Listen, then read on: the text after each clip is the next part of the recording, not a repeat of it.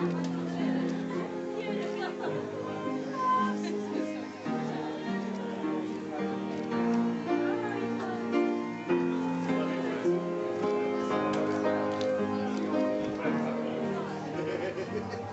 they're worried.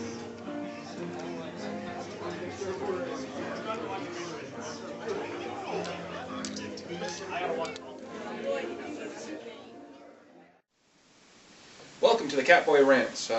This is going to be a little new thing, just because this is live, well, not really live, but this is from the convention, Radcon in Pasco, Washington. Just want to let you know we're here, having a good time. Got myself a nice kilt, thanks to my lovely wife. So far everything's been going pretty well. Tomorrow I have a panel at 10 a.m. For the Catboy at the Con Webcomics 101. Today I just want to go ahead and go over a few things. Biggest one is just cons. A lot of people that are out there, you think that there's a big difference between certain cons. Some of you who have only been to anime conventions have your way of thinking about anime conventions. Those of you who have been to only sci-fi conventions, I want to let you know this is going to be kind of a little pimping for this convention. It's a little bit of everything. It's fursuiters, it's sci-fi.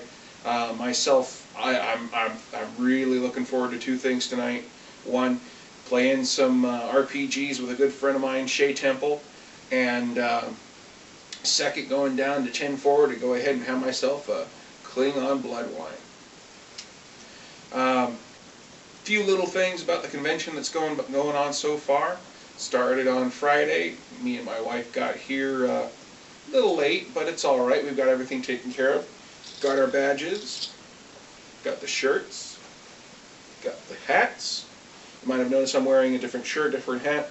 Well, normally I don't wear the alien hat. That was just something I thought to put in. I usually wear this, but there's a lot of critics out there that do wear the fedora, and honestly, when I'm at home, you'll see me in the other hat. When I'm out and about, I'm in the fedora. So, today's little thing to go over is one of my little pet peeves, and I know I was going to go over this with you all, but I thought I might as well go ahead and shoot the elephant in the room, which of course is, I know I brought it up before, orguss. This is a little treat for some of you out there, because I know this is coming out on Monday. But orguss, it's a nice 80s anime, and I'm going to go over the whole thing. This whole thing's going to be spoilers, so any of you have not seen it, tough. Orguss stars a guy that honestly is the epitome of the 80s anime person, 80 anime hero. We're going to go ahead and call him Michael J. Fox, just because Michael J. Fox played that teen hero or teen heartthrob all the time during the 80s, so we're going to go ahead and go with him. His friend is basically Styles from Teen Wolf, and if you don't think that, look at it. Styles had those sunglasses, so does this guy, okay? Starts out with them leaving, of course, a nice house. Michael J. Fox has just jumped out the window, aka Secret of My Success. Jumped out the window, has been with his lady friend, has been chased out by her father. He and his friend Styles take out of there in a motorcycle, because tomorrow's the big battle. Cut to the big battle. They are all fighting against some unknown enemy. You never get told who they're fighting against, but they're setting off a dimensional bomb. Now, they know what it's going to do. They know it's going to rip dimensions apart. Now, I don't mean this is going to go ahead and just blow up like a kilometer of area or several hundred miles of area. No, this is going to rip dimensions apart. So you're going to kill your guys, you're going to kill their guys, you're going to kill everybody. Now, at the last moment, the army has a sense of, holy shit, what the hell did we were going to do? And they stop the bomb. Good job. However, Michael J. Fox says, no, no, we are going to go ahead and we are going to go ahead and blow up the bomb. By the way, the bomb is called the Cupcake Monster. It doesn't look like a cupcake monster, it looks like a giant bomb. So, the Michael J. Fox's character blows it up. I don't know how the private, because he is a private, knew how to do this with his giant robot. Everything blows up. Next thing you know, Michael J. Fox is walking around, trying to get his bearings. He's picked up with some people who have alien tentacles coming out of their head, not in a gross way like Zoidberg, but in the just, women have two that come out of their hair, kind of like the avatars from, the Na'vi from Avatar. The men have one. And they are merchants. So, yeah. They are constantly being hunted by the Cheram. The Cheram, again, spoilers, are humans. When I mean humans, I'm talking about from his dimension. Yeah. This whole show was caused by him. He caused the bomb to go off, which has ripped dimensions apart. So now you'll have one dimension here, stuck side by side. So you may have had a dimension where half of Germany was the Rescue Rangers, and the other half of Germany was DuckTales, and you stuck them together, and they're there. Yeah, that's how it is. He goes around with them. There's this little robot girl who's only about yay big, who's in love with him. So of course we've got the lolicon in there. We've got the young 16-year-old girl who is falling in love with the alien, which that's what he looks like to her. And things just go on. They build him a brand new robot because his robot only had legs. Their robots only have arms. So you put them together, it's a giant robot with arms and legs. Yeah, cool. The Cheram only have legs for their robots. And it's kind of funny because whenever they blow up, you get to see the inside the cockpit. And if any of you have actually seen Space Thunder Kids, watch it now, especially the review with Spoonie and Bennett the Sage. Watch it right now. There is reaction shots of people being blown up in their cockpits. And it's kind of funny because you actually get to see what they've been watching too. In a lot of cutscenes, you actually see that they've been watching porn while they're fighting. Let me rephrase that. They're watching porn while they're fighting. That's a great thing to do when you're in fighting. It's like, hey, I'm going to go ahead and I'm going to shoot that guy over there. Wait a minute, Jenna Jameson's about to go ahead and do the reach around. Yeah. No, that doesn't work.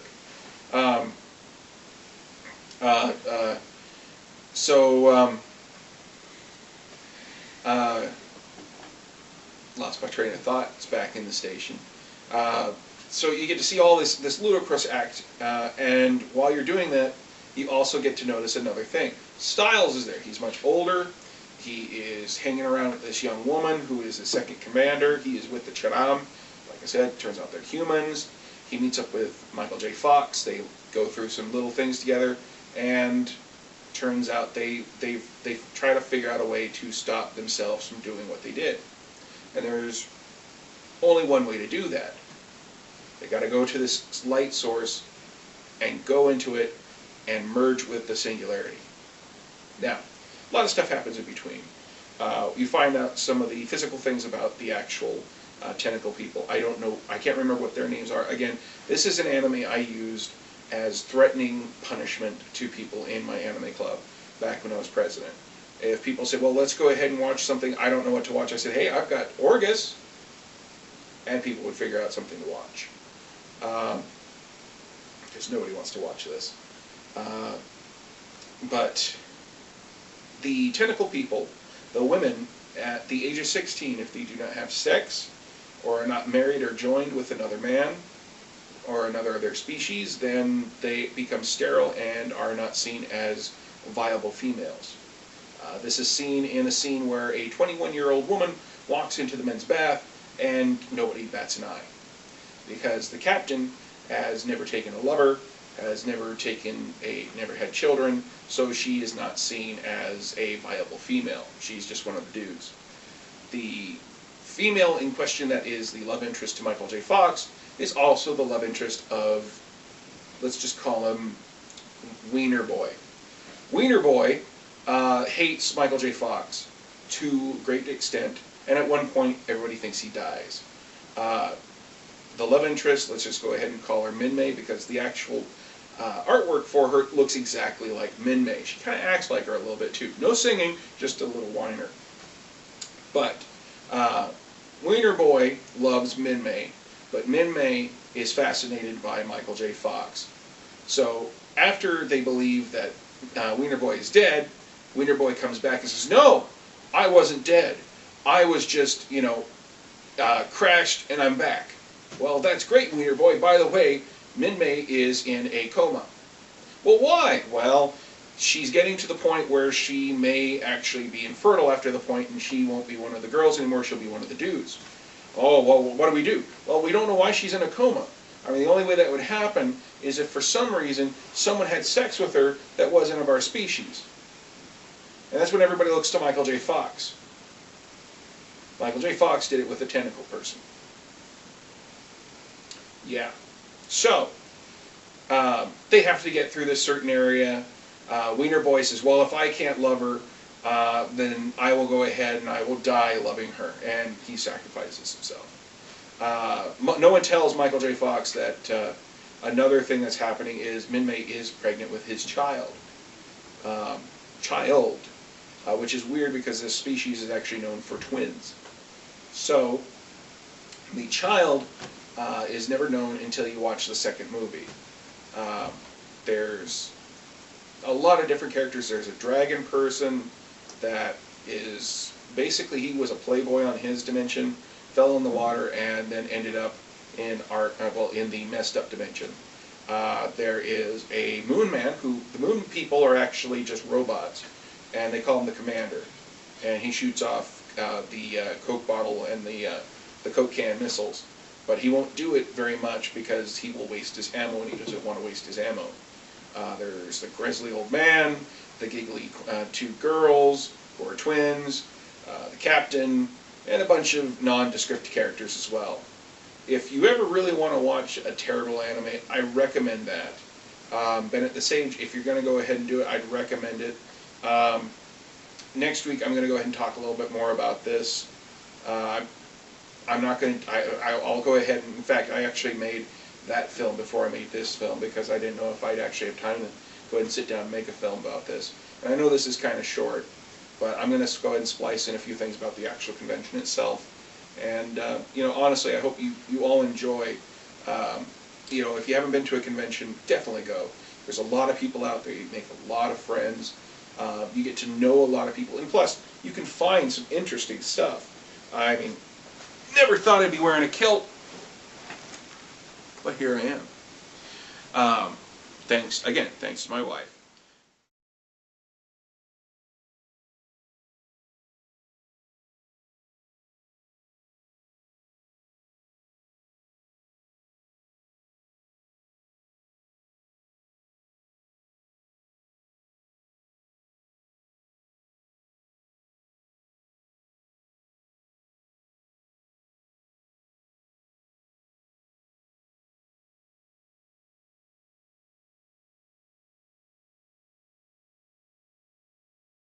Three hams will certainly kill him. 3 hams. 3 hams will kill him. 3 hams will kill